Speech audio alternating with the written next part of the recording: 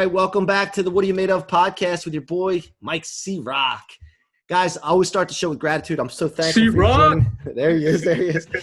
That's our guest. He's a little fired up, guys. Just bear with us. We're going to let him out in a minute. But listen, I want to thank all of you for being here and listening to the What Are You Made Of podcast, supporting the movement. And we can't go worldwide and reach the millions and millions of people that we're going to reach without you. So first of all, thank you so much for joining us. Our guest today, Dr. David Fabi Md. He's an orthopedic surgeon who's also the CEO of Advanced Surgery Center of North County. He's entering the motivational speaking industry now and always inspiring to enter other industries with his entrepreneurial mindset. Sounds like a lot of us guys. With a following of over 87,000 on Instagram, Dr. Fabi's goal is to reach the 7.2 billion people in the world. He is a world-renowned orthopedic surgeon specializing in hip and knee replacements and world pioneer, innovator of robotic joint replacement surgery. Dr. David, welcome to the show, my friend. Thank you, brother. Call me David, okay. So, hey, we're on the level right here. So first off, thanks for taking the time to do this. Really appreciate your time. Love what you're doing. So a little update on those numbers. I guess it's 7.5 billion people now in this world. And then, so that's the vision, that's the goal. And then, luckily, currently I'm at 217K followers, 217,000 on Instagram. But it's going up big time, man. We need to update that bio, Holmes. No, exactly. It's like you. It's like just reach. I want to spread the message because it's much bigger than I am. So, no, thanks for having me. Really appreciate it. Been excited for this. Yeah, look, man. You've got an established career and you're successful in what you do already. So I want to learn more about that. But before we do anything, we always start the show asking you, what are you made of? What am I made of? I'm made of grit, determination, and, optimizing potential, because I believe in human potential. I believe it's infinite. And right now, for me, I like to test that. I like to see, what's the potential within me and where I can take that. So that's what I'm all about. I'm all about giving back, and contribution. So, and growth. So there's a lot of words that go into that. So, I like to consider myself multidimensional. So. Now, we see you're in your scrubs right now. So what did you just get done doing? You just told me. Share with the audience. I just got done doing a partial knee replacement. Everything went great. He's going home in a few hours. So, a patient that's near and dear to my heart. I've known him for a while. So, we got to deliver. That's awesome, man. That's awesome. Now, did you guys pause for COVID at all, like with knee replacements? Oh, absolutely. So like elective surgery, of course, had to be canceled and postponed. It was the right thing to do, just because we had to flatten the curve. So we were probably down for about 6 weeks, but for me, I maximized that time. I utilized it for other things, but now we're starting to ramp up, so it's all awesome. Good. Well, listen, on your journey to being a doctor and being in a success that you are in your field, what kind of hurdles did you run into and challenges that you overcame? Yeah. And not only that you overcame them, but also you still, not that you like to look back, but you look and refer back to it for fuel. Because we talk about all the time turning setbacks into rocket fuel. That's what Waymo's Absolutely. All about. I love that. I just got chills from you saying that. It's I love the way how you present that, and it's so true. So, I'll start from the beginning. I guess it was a dark, stormy night when I was born. No, I'm joking. My parents are Filipino. So, initially I saw the model in terms of what they did. It took a lot of courage for them to immigrate from the Philippines. Imagine like you, me, going to a different country right now and reestablishing. It takes a lot of, for lack of a better word, I don't like to swear a lot, but, it takes a lot of balls. And so, I didn't want to disrespect that. So I saw the model hard work there. Another thing also, my mom was a doctor. So, of course, in our culture, being a doctor is the pinnacle. You can be the president of any country, but that pales in comparison to a doctor. So she always pushed me towards that route. In terms of hurdles, I'll tell you, luckily academic wise, I was always pretty strong. I think a lot of that was the focus from my parents. I always had that competitive nature. Michael Jordan, been watching The Last Dance. He was my idol growing up. I'm from Chicago. So, I was competitive straight from the womb. So kind of utilized that. But I'll tell you, setbacks, a lot of it, honestly, was a lot of insecurity, because I needed that exterior kind of accomplishments to make me feel better about myself. So that was my journey as a young person. And then, in terms of matriculating to medical school, I'll tell you, during pre-med, my first examination was an organic chemistry test, which is a weed out class to see if you've got the teeth to make it to medical school. And I pretty much failed it. And for me, like, I wasn't used to that. You know, I wasn't used to failing an exam. And I sat in self-pity, you know, I sat in self-doubt, being like, can I do this? But you know what? It's one of those things that you said, like, I doubled down, you know, triple down for the next one, and just put in the time, put in the hard work, and slam that next test. And that really kind of gave me that rocket fuel that you talked about to really keep going. And then, well, now let me ask you, on yeah. that exam that you failed, did you Sure. put a lot of time and effort into studying, or did you kind of half-ass it? You know, I did, but what I realized, you know, I was using my high school skills to study in the college realm, you know, so it's like I didn't level up. You know, what I was doing was probably enough for high school, but not enough for pre-med. So that's what I realized. It's like an athlete, you know, going from, you can be an all-American high school athlete, but if you don't come to play in college, you're not going to get playing time, you know, so you always got to advance. And that was an eye-opener there. And then in terms of interviewing for medical school, I got, you know, maybe a handful of interviews. I only got into one medical school, but, you know, I needed a foot in the door. That's all I needed. All I needed was a foot in the door. And I'll tell you, another setback was my first semester of medical school. It was like a slap in the face. Total 180 compared to what I was used to, because in college, my senior year, I had like 12 credits. All I did, I was there just to have a good time. I went from that pretty much, you know, going out 8 nights out of 7 nights a week, and going to medical school, totally different. And honestly, I think I got some clinical depression there, and I was ready to quit, you know, but luckily quitting has never been in my DNA. I've gotten to the brink, you know, but, you know, I'm like, you know what, I just stuck it through. And I'm like, you know, this is something I've been working hard for. I'm not going to quit right now. So luckily I didn't, you know, because that was a crossroads in my life. And luckily I went this way rather than that way. Now, did you reach the external validation that you were looking for your internal insecurities? Yeah, you know, Have you gotten there yet? I would get it temporarily, but then, you know, it was fleeting. Now, thank God, through a lot of self-investment, you know, a lot of reading, a lot of knowledge, a lot of reaching out to people like you know, that's not what it's for anymore. You know, I'll be honest, like, there's that primitive aspect. I think it's within all of us. It's within me that, you know, getting that exterior accomplishment, it feels good, but it's much, much more than that. You know, it's just kind of just appreciating and knowing that, like, you know, what's capable. And it just keeps being a gateway for me, because the quote unquote more successful that I am, the more I can contribute to other people, the more options that I have for that. So, you know, that's what forces me to grind. You know, that's what, because, you know, through self-investment, I was able to really unleash and optimize the passions that I have, you know, because a lot of that was drowned out by a lot of, you know, internal circumstances, whatnot.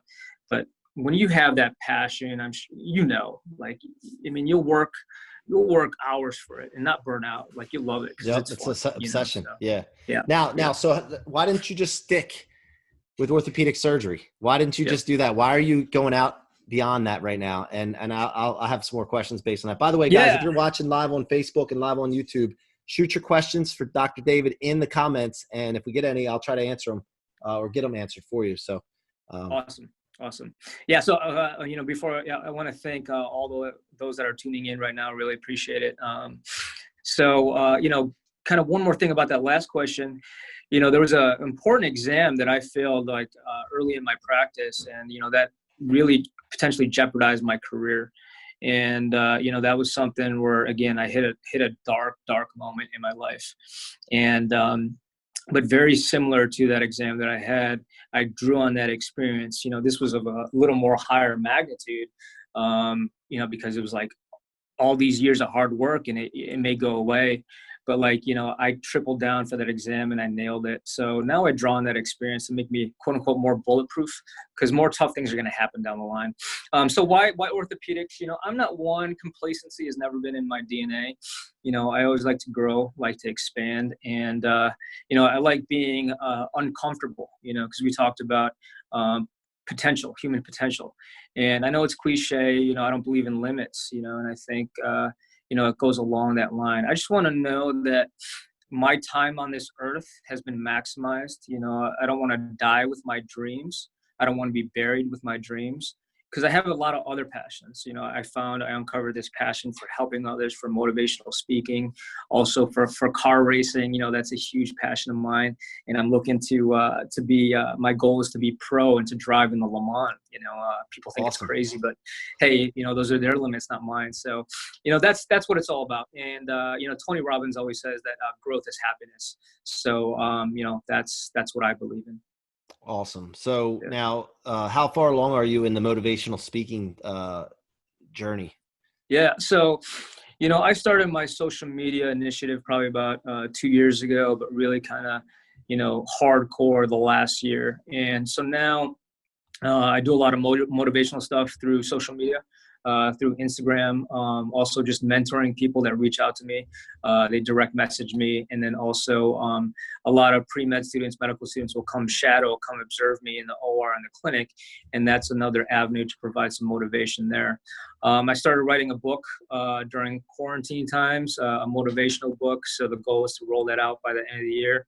I'm going to start working on workbooks, and the vision is to do seminars, online stuff. I do have a YouTube channel, you know, doing podcasts, which I've kind of slacked off on a little bit, but I'm going to get that ramped up going again. So it's just kind of casting a wide net with everything, and it's organic, it's evolving.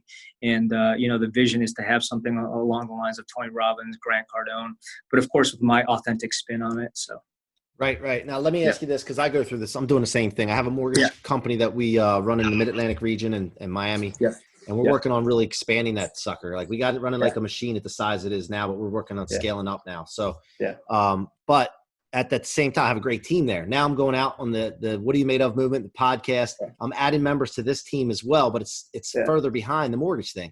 So then we're working on building this, but then sometimes I have so much that I want to accomplish. Like I have 50 million thoughts going through my head, running at 50 million miles an hour. And I had a talk today with my assistant, Kim. I was like, Kim, you know, we got to get focused. Like, I feel like I need to step back and refocus on some things. And I'm vulnerable, man. I'll share it with people because I want people to see, I know where I'm going. Yeah. I don't have a belief. I know where I'm going. Yeah, I love that. But the journey is invisible for a lot of people. That's a success. So I want to show people this journey and I want to share with them. Like right now, man, listen, a lot of great things are happening in our mortgage business, everything. But I feel like I need to get laser focused. Do you feel like that sometimes? Yeah, absolutely. You know, I feel like we're kind of like-minded, you know, that, I got a lot of projects, got a lot of things that I've written down, but, you know, everything that I read is like, you know, we think we can multitask, but that's honestly not the truth. You know, we got to stay focused. We got to stay visioned. So you got to put pen to paper, you know, you just kind of like got to develop an action plan. And of course, things are not going to be perfect. Before you start, you just got to jump in, you know, and you got to have some basic tenets on what you want to get accomplished. So it's like a step-by-step process. Just really choose the goal right now that's really, you know, that's really important to you, that's prioritized right now. So you just got to kind of knock it out step by step and develop an action plan, you know, day by day.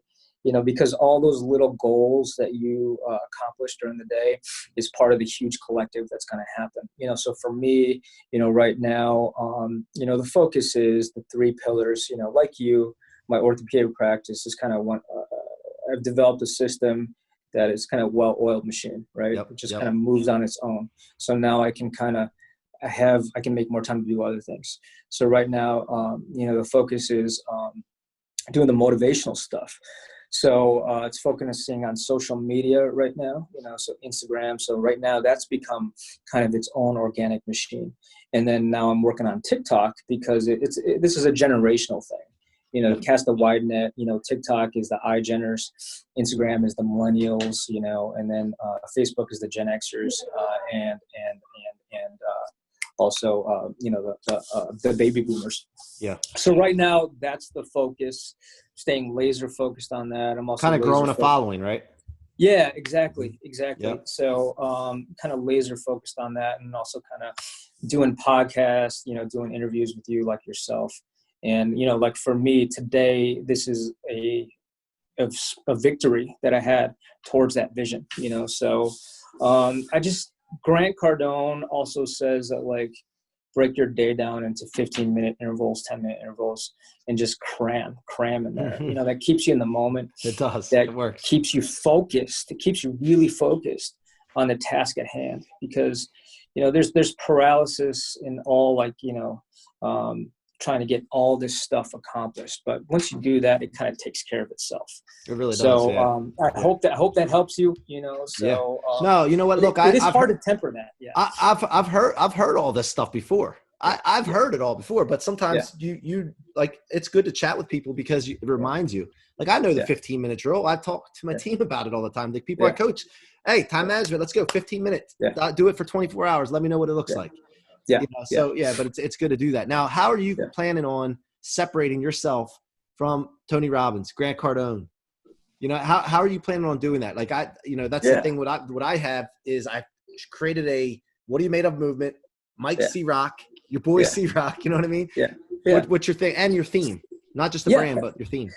I mean, because, these days status quo is like dead, right? Like, we got to move quickly. We got to be beyond status quo quickly, and people value, and they should have always valued, and I've always, maybe not always, but valued authenticity and being unique. So I guess my unique spin on it is, like, there's no orthopedic surgeon that's in the game for motivational speaker. There's a doctor, how am I forgetting his name? Dispenza. So he's a doctor motivator, but, he's not in the orthopedic surgeon game. So, I think that's got some draw to it, because, for right or wrong, surgeons, there's a cool aspect to it, so to speak. People are drawn into that. So, I'm able to use that to kind of cross-pollinate into the motivational speaking game. And, again, it's just staying authentic to my personality.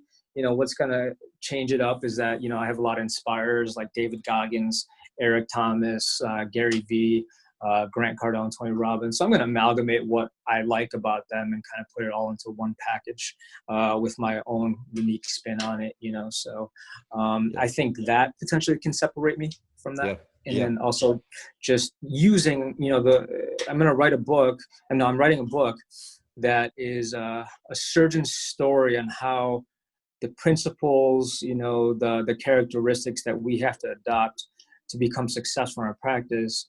And that translates to every type of whatever industry you want to get in, whatever type of success you want to get in, that translates to life. So I'm going to use that story, that perspective to help motivate others, no matter what they're doing. It doesn't have to be medicine. Yeah, I love it, man. That's awesome. I got a book I'm writing. It's supposed to be out this summer called What Are You Made Of? The Art of People Building. And I believe in building people. That's what I do. New York Times bestseller. I'm getting it. Yeah. Oh, yeah. No, dude, without a doubt. I already told Carolyn, who's working with me, I said, Carolyn, we're going to do this. I'm not writing this book unless it's going to be a bestseller. So let's get our minds right on that right now. Yeah. And I already tell people, look, I'm writing the bestseller. So I've been telling people that. There you go. You got to put it out in the universe, man. And then there's power in words. And then power in words. And I can tell you right now, again, because I want to share the being transparent. Dude, it's scary, man. It's scary. And the responsibility that you put on yourself to do that is a heavy weight, but it's good. It's uncomfortable. It stresses me out in a good way. Like Richie Dolan, one of my mentors, he says, use stress, not distress. Use stress is the good stress. That's the kind I want to put on myself. That's the kind of stress I want to put on my team, and continue to stretch them. Because look, like memory foam, if you stop pushing on memory foam, it goes back to its original form. Well, when we're coaching people and speaking to people, we need to make sure that we keep pushing them and stretching them and pulling them, because if we don't, we lay off on them because we think that we're being too hard on them, or we just get lackadaisical, then they go back to form again. And that's, to me, it's a duty, if I'm working with someone or speaking to someone, that I need to get them out of that original form. Yeah. And keep them there. I love that, man. Right? I love that, man. Yeah. So, because I believe in, it's within all of us, it's just tapping into that, and, your gift is to be able to get that out of people, first and foremost, I love your watch, by the way. It's pretty dope. Thank you. That was a reward for having a really good year, back in 2012, I think. So thank you. Yeah. I mean, pressure, stress makes diamonds, so, that's because I'd rather, this sound a little crazy, not crazy, philosophical, deep, whatever, I'd rather be buried, being weathered by life, being, kind of having scars, so to speak, because I know I've experienced life, rather than be pristine, because, that once you get through that stress, world. The world becomes more and more of a magical place, and it just makes you battle tested. And to be battle tested, because life is not always easy, to be battle tested is a good it's a good thing to have. So builds you. So what is something, and I always ask the guests now, first of all, what was the reason that you came on this show today? Yeah. Well, I'll be honest, so I work with Influencer Press with Ulysses, but he's been kind of plugging me in, and they've been plugging me in with, these like-minded podcasts, and then, so then I saw this opportunity. I saw like your nickname, C-Roc. I love that. I love what you're doing, the title of your podcast. So like, I'm here to learn, man, and I'm a student for life. And, I've already learned a lot from you so far. And that's what I love doing. And just to cast a wide net, spread the message. Yeah. I love it, man. Look, and here's the thing. So as I'm doing this podcast, I'm learning from my guests, right? I don't have an opportunity to sit down and talk to an orthopedic surgeon. I don't know a lot of questions to ask you about orthopedics. Luckily I haven't had to have that issue pop up yet. No, but the thing is also is that when somebody's on my podcast and I connect with someone, I always write my goals down every single day, a couple times a day, like Grant, my mentor, talks about, right? One of the things I always write down here is I'm taking my homies with me. And a lot of people won't get that. But when I connect with someone, my team at the mortgage company and the people that I connect with, I want to take them with me on a journey wherever we're going. It's not something that I want to do by myself. It's not fun to go by yourself. Sometimes I take trips to Miami for like business or something, and my wife won't come because the kids or something. And I'm by myself. If my cohort's aren't there, it's boring. I just sit there in the hotel room. I go to dinner, have a drink, and then I go back to the room. And it's like, dude, I don't want to do that. I want to bring my homies with me. So I love that. I love that. Because to me, this is like, like a mastermind group, right? Mm-hmm. And like, because Think and Grow Rich, Napoleon Hill, and a lot of these books talk about having a mastermind group, kind of associate yourself, power of proximity with like-minded individuals. And it's great that we have this technology to really link up and collaborate. But, I always leave these meetings like kind of ready to run through a brick wall. I'll run through that brick wall behind you because it just jazzes me up and motivates me. This isn't that hard, man. This is like just crawl. So you want to run through something? I'll give you something to run through. No, I feel the same way. Like that's a great feeling to have. Is like nothing can stop me, man. Like nothing could stop me. That's that confidence. When COVID happened, by the way, like preparation that we had in our business and my mindset going into COVID, and when that happened, I'm like, dude, listen, a lot of people are going to freeze right now. A lot of people are going to stop. What we're going to do, I told my team, we're going to do the opposite. We're going full force right now, and people are laying off right now. We're going to hire. Let's just do it and see what happens. And we had, believe me, March, April were record months back to back, and we didn't just break a record in April. We doubled the best month prior in our business.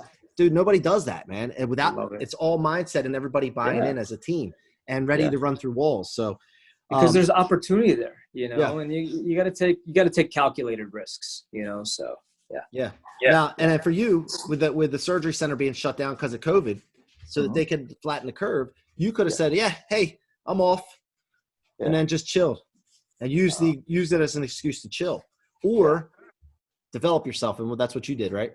Yeah, because I'm a spiritual person, and I believe, a lot of these things, happen at the right timing, for the right reason. So it gave me a little time for self-reflection.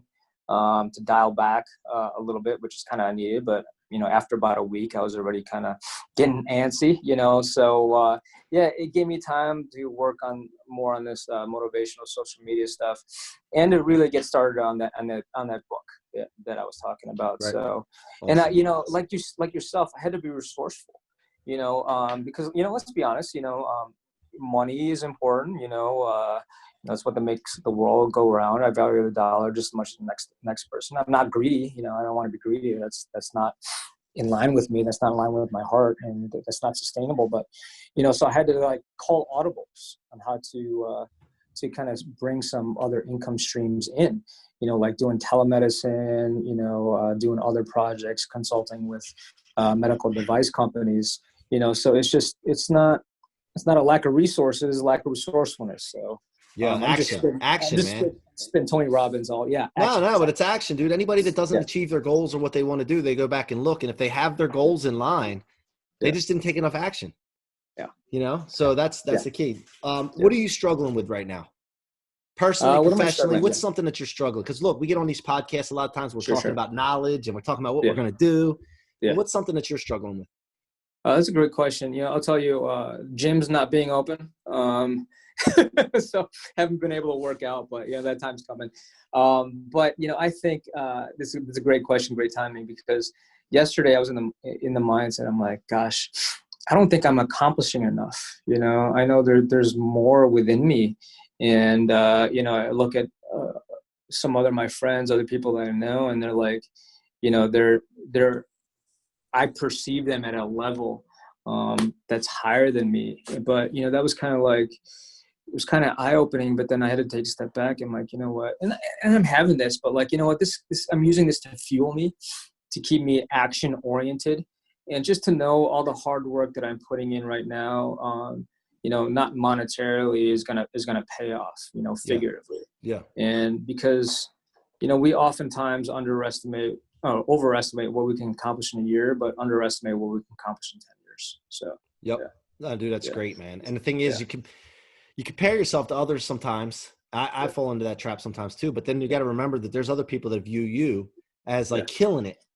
And, so you got to be careful not to fall in the trap one way or the other. The thing is, man, I'll give you a little foot in the butt if you don't mind here for a second. Yeah. The gym's not being open when you say that to me is an excuse. Yeah. So you need to get on a bike. You need to go jog, push-ups, burpees, lunges, squats, whatever you need to do, man. Let's get it done. Right.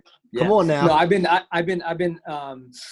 really didn't like doing cardio, but now, every time I run like 3 or 4 times a week, I've been going about 4 or 5 miles, which is never what I've done. Unfortunately, my knee started bugging me 2 days ago. I know a good doctor.